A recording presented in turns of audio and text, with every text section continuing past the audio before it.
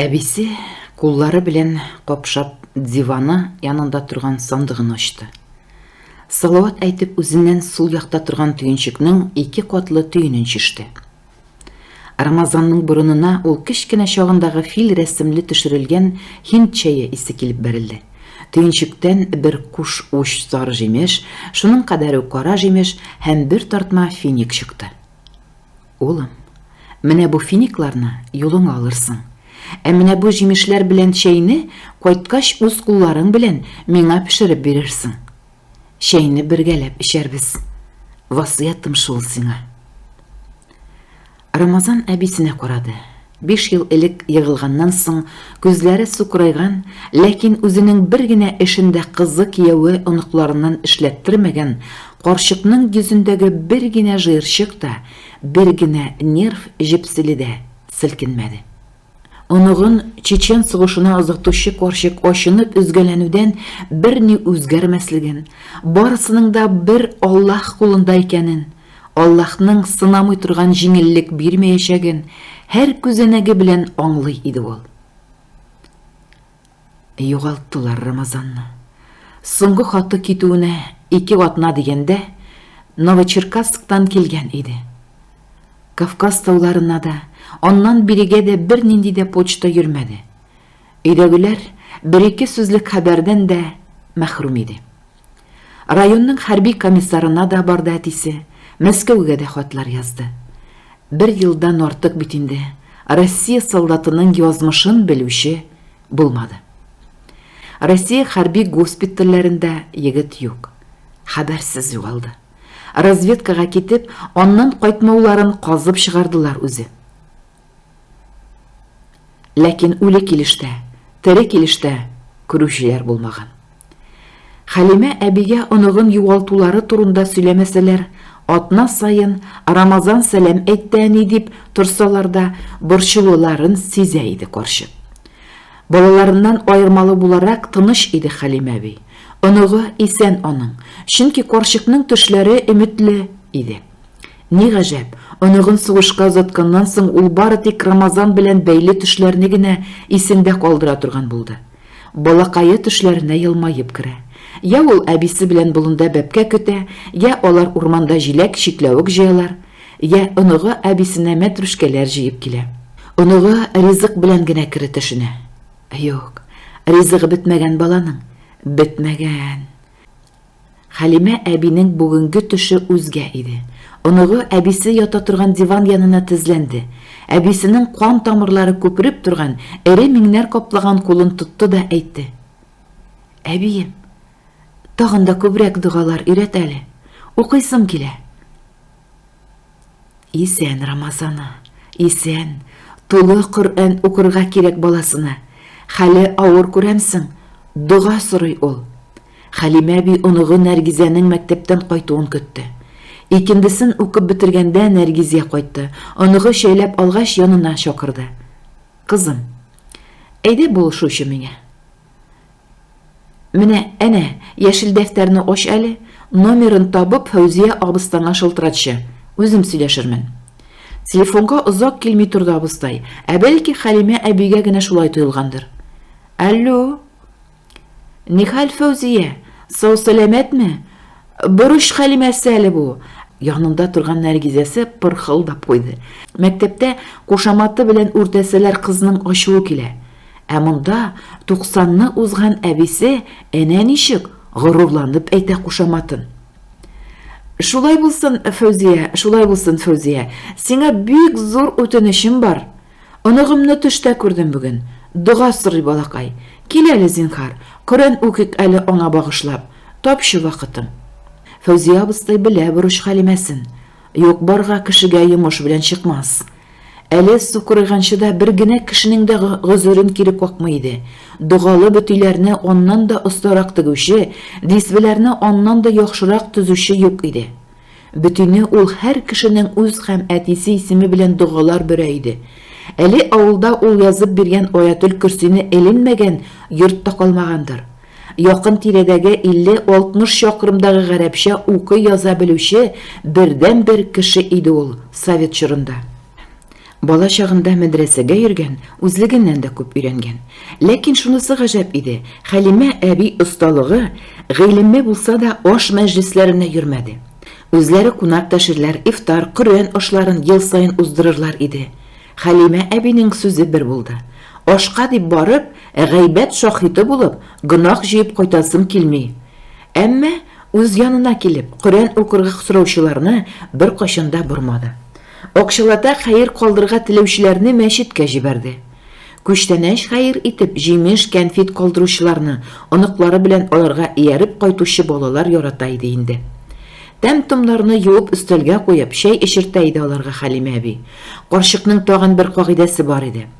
Кечкенәме, зурмы, валчыгы да кыйлучанмы, юкмы, сумы ул, чәйме, барыбер. Ризык өстәл янында ашалырга, эчелергә тиеш. Оныклары уеннан сусап кайтып кереп, кисмәктән чумыш белән су алып, аяк үрәгенә басып эчә башласалар, утырырга куша иде. Ризыктан алда йөрмәгез, ризык артыннан йөрегез, дия иде. Ничә йөз баланы, меңәрлегән кешене эшкереп сауыктырган, күңелен тынычландырган, ни кадәрле кешене ясин чыгып бакыйлыкка озаткан Хәлимә карчык бүген үзе ярдәм булышы сорый. Киләм, Хәлимә апай, бүген үк акшамнан соң киләм. Елдан артык хәбәре юк бит инде Рамазанның. Тулы Коръәнне укырбыз. Син дә, мин дә төнлә йоклый торган кешеләр түгел. Иртәнгә чаклы укырбыз, тыныч бул. Рамазанның елдан артык хәбәре юк. Хәлимә әбинең куллары калтырый башлады. Фәүзия абыстай ялгыш әйтеп ташлады шул. Нәргизә әбисе кулындагы телефонны шак тотып өлгерде. Их, күзләре күрсә, кызы белән кияүе күзләрендәге борчуны абайламай калмас иде ул. Карчык үзен тиз генә кулга алды. Нәргизәгә аңлатты. Әти әниең эштән кайтканда бездә Фәүзия абыстан булыр. Без абыең өчен Коръән укырбыз. Таңга кадәр укырбыз. Безнең өчен борчылмасыннар, кирип бүлдермәсеннәр. Син, кызым, зур термоска җиләк, лимон салып, чәй пешереп миңа кертеп куя, яме? Шикәр салма, баллы чәй тамак төбен киптерә. Хәзер үк яса, яме? Фәүзия апаң килергә дә чыккандыр инде ул. Акшамнан соң киләм дигән абыстай чыннан да Нәргизә чәй әзерләгән, Хәлимә әби тәһарәт яңарткан арада килеп тә җитте. Вакытны әрәм итмик, Хәлимә апай, башлык. Акшамга ястүгә бүленербез, иртәгәсендә бергә укырбыз, Аллаһ бuyurса. Ниятебез изге, Аллаһы Тәгалә үзе җиңеллеген бирми калмас. Яшь аермалары 35 ел булган ике карчык язгы кояш нурларыдай җылы ихласлык белән үз гомерләрендә инде 1000 ничәнче кат Коръән аятларын укый башлады. Илаһи ният кылдым. Изге Коръән аятларын Рамазан Габдурахман углыгына гомер сәламәтлек теләп укымакка. И Аллаһым, ниятебезне башкарып чыгарлык көч, зиһен бир. И Аллаһым, иблис коткысыннан сакла. Эшемне рәхимле, шәфкатьле Аллаһ исеме белән башлыйм. Шын мактау галимнәрне, бөтен мәхлукларны тәрбияләүче Аллаһы Тәгалә бу дөньяда барча кешеләргә мәрхәмәтле, ягъни мөэминнәргә дә, кафирләргә дә нигъмәтләрен бирә. Әмма ахирәттә мөэмин бәндәләренә генә бирәчәк. Аллаһы Тәгалә гаделлек белән хөкем итүче, ахирәт көненең патшасыдыр. И тәрбиячебез Аллаһ, без сиңа гына гыйбадәт кылабыз, һәм һәр эшебездә синнән генә ярдәм сорыйбыз. И тәрбиячебез Аллаһ, безләрне туры юлга күндер. Ул юлны син әүвәлләргә ингам итеп бирдең. Безләрне дә синең ачуың төшкән ва адашкан кешеләрне бидгать һәм зәлалат юлыннан башка юлга күндер. Ягъни сине ачуландырмаган һәм хак юлдан адашмаган кешеләр юлына күндер. Амин. Чечен дәүләтен саклаучыларның барысында бер кисмәккә салып булгату, барысында консыз, жан кыюшы итеп тасвирлау Рәсәй матбугатының иҗат җимеше иде. Сугышта берәүләрне яклап, икенчеләрне гел каралтып кына бирү хата.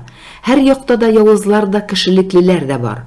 Разведкага җибәрелгән лейтенант Шарапов отряды боевикларның утлы капканына эләкте. Таулар арасындагы шартлау, төтөнне кая ташларының вак кисәкләргә яргаланып түбәнгә тәгәрәвен тау итәгендәге батальоннар күреп торды. Ярдәмгә ыргылуның файдасы юк.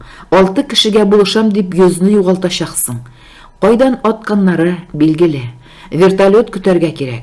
Боевиклар урысларның разведка отрядын юк итүләренә шул кадәр ышанган иделәр. Аунап яткан гәүдә, уннарча метрга шешелгән сыңар аяк кулларга карап такбир әйттеләр дә тауга биеккәрәккә күтәрелделәр. Дошманның разведкасы булган күрәмсең. Диварлары ап-ак итеп акшарланган кырлы таштан булган бүлмә. Түшәм урынына яшел брезент ябылган. Түшәмгә терәлеп торучы кечкенә тәрәзә, тузан каплаган пыяла аша саран гына яктылык керә. Бүлмәгә миче шау күмерле килеш томаланган мунча исе чыккан. Почмактагы мичтә чытырдап куак яна. Авыл малая бит, куак януын утыннан айыра инде ул.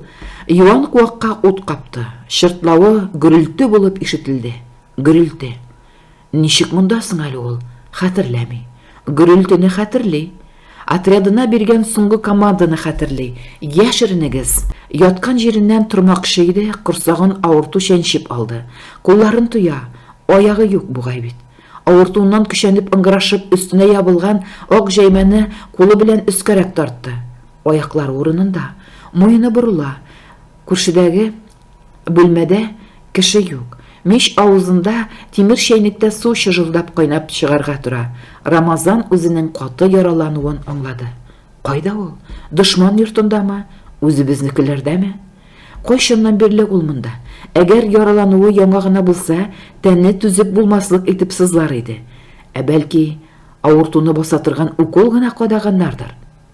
Тимер чәйнек кайнап чыгып, су капкачын шакылдата башлады. Шул тавышка күрән чалма, чапанлы ир керде. Рамазан аңлады. Ул дошман йортында. Солдатның аңга килүен күреп, хәлен белеште ир. Идәндә торган чиләктән су алып, аңа кайнарын өстәп Рамазанга бирде. Иш. Егет баш кагып рәхмәт әйтте. Мин күптәнме монда? 2 ай. Ни өчен мине тәрбиялисез? Мин бит сезнең дошман? Исеңдә калдыр. Дәүләтләр арасында сугыш барганда, кешеләр бер-беренә дошман була алмый. Син солдат, мин солдат. Әгәр коралсыз үлем белән көрәшеп ятканда синең юлыңа мин очраган булсам, ни эшләр идең? Коткармас идеңмени? Сугыш бетә ул, кеше кала. Чын барлыкны сөйләү өчен калырга тиешбез. Яраларым нинди? Умыртка сөягың зыян күргән, ләкин аякларың йөреп китәчәк.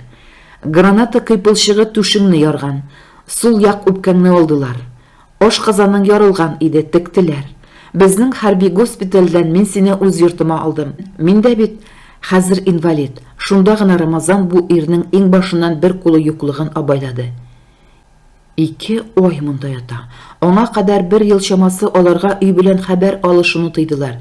Әти, әнисе, әбисе, сеңлесе ни хәлдә икән? Үлгәнгә саныйлардыр инде. Тынычландырасы иде үзләрен. 2 айда хәрби операциядә нәрсә үзгәрде? Берни дә. Сезнекеләр безнекеләрне, безнекеләр сезнең егетләрне кыра. Генераллар белә, бу сугышта җиңүче булмаячак, әмма һәр кайсы мөмкинлектән файдаланып, байып калырга тырыша. Ә без гади солдатлар, үтәүчеләр. Безнең отрядтан исән калучы булдымы? Юк, син дә исән калмый идең. Безнең бер шакал үлгән солдатларның сәгать патроннарын, коралларын җыеп йөри. Ул күргән синең исәнлекне, һәм менә моны кесәңнән тапкан. Чечен боевигы чапанының куен кесәсеннән Рамазанга әбисе тегеп биргән бүтүне тартып чыгарды. Бүтүнең бер ягы сөтелгән. Ачып карадык. Гарәпчә оныгым Рамазан Габдрахман улын сакла Ходаем дип аятул курси язылган. Мөселман икәнлегеңне белгәч, аунап яткан җиреңнән барып алып, Кырг госпиталенә тапшырдык. Рәткә керттеләр. Әбием битие, дип пышылдады Рамазан. Пышылдавы үксеп елауга үрелде. Ир Рамазанның иң башына кулы белән 2 мәртәбә кагып куйды да чыгып китте. Егеткә тынычлану кирәк иде. Бераздан ул котелок белән шулпа алып керде. Бүген система салмыйбыз. Шулпа ашыйсың хәзер, чечевица белән. Рамазан күнде. Үзен кашыктан ошаткан, моннан 2 ай гына элек бер-беренә кан дошманнар булган иргә Рамазан гаҗәпләнүен яшермәде. Менә шул кадәр вакыт тәрбияләүегез юкка түгелдер. Россиядә булган әсирләргә алмашсагыз, алмашыгыз. Күпме кирәк булса да көтәрмен, түзәрмен. Әти-әнидән генә мине сатып алуларын сорамагыз. Син әсир түгел, бүген үк чыгып китә аласың. Акчадан да кыйммәтрәк нәрсә бар дөньяда. Аллаһы Тәгалә, Аллаһ хакы. Барысы да тынычлангач мине әбиең белән таныштырырсың. Гади карчык түгелдер ул. Рамазан саубуллашканда әбисе әйткән сүзләрне исенә төшерде. Әбиемнең васыятын үтисем бар минем.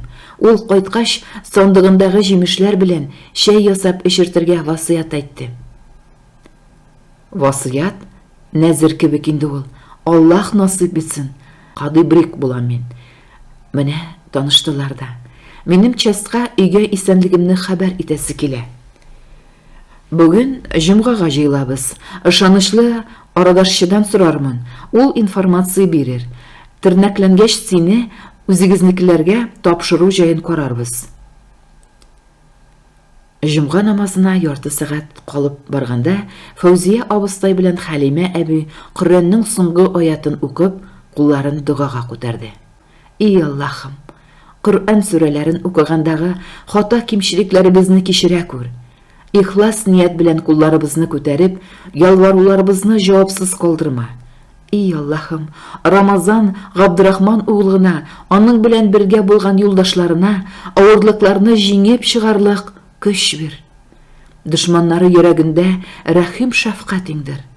Өйдә көтүчеләргә сабырлык бир. Я Раббым, ашыйсы соңгы ризыклары, соңгы тамчы суларын туган йортларында ит. Төне буена дугада булып, мизгелгә генә дә кирфек какмасалар да, карчыклар канәгать иде. Әбиләрнең гамәлен хөрмәтләп, Хәлимә әбинең кызы белән кияүе бүген эшкә бармады. Нәфисә камыр ризыклары пешереп, әллә ничә кат чәй яңартып, карчыклар өчен борчылып торды. Габдрахман бүген 45 яшенә җитеп, беренче мәртәбә җомга намазына китте. Фәүзия абыстай белән Хәлимә әби өйлә җомганы укып өстәл артына утырды. Кияүдә җомгадан кайтыр. Ни дияр икән? Күңеле булырмы? Хаталары төзәтүләренә гайрәте чигеп кайтырмы? Тамакларына ризык үтмәсә дә, чәйне 2 кат ясатты әбиләр. Ул арада Габдрахман да кайтып табынга утырды. Нәригизә мәктәптән кайтты. Табынга Гөбәдия килеп утырды.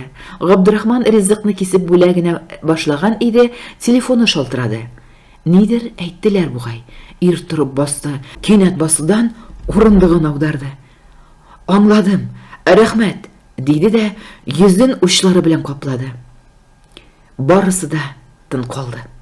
Хәлимә әби тавышына бернинди борчу чыгармыйча сорау бирде. Кияү, Рамазан кайчан кайта диделәр. Әгәр Хәлимә әби булмаса тиз генә айнышыр иде микән Габдрахман. Исән, каты яраланган, боевиклар табып алып операциялар ясаганнар. 2 ай аңсыз яткан. Бүген аңына килгән. Куркыныч янамый. Тиздән үзе элемтәгә чыгар диделәр. 6 бала табып, үзе исән вакытында ук 4-сен җир куенына иңдергән, 50 яшендә сугыштан гарип булып кайткан ирен озаткан Хәлимә әбинең күз аллары яктырып киткәндәй булды. Я Раббым, читкә киткәннәрнең ашыйсы, соңгы ризыкларын, соңгы тамчы суларын туган йортларында ит. Амин.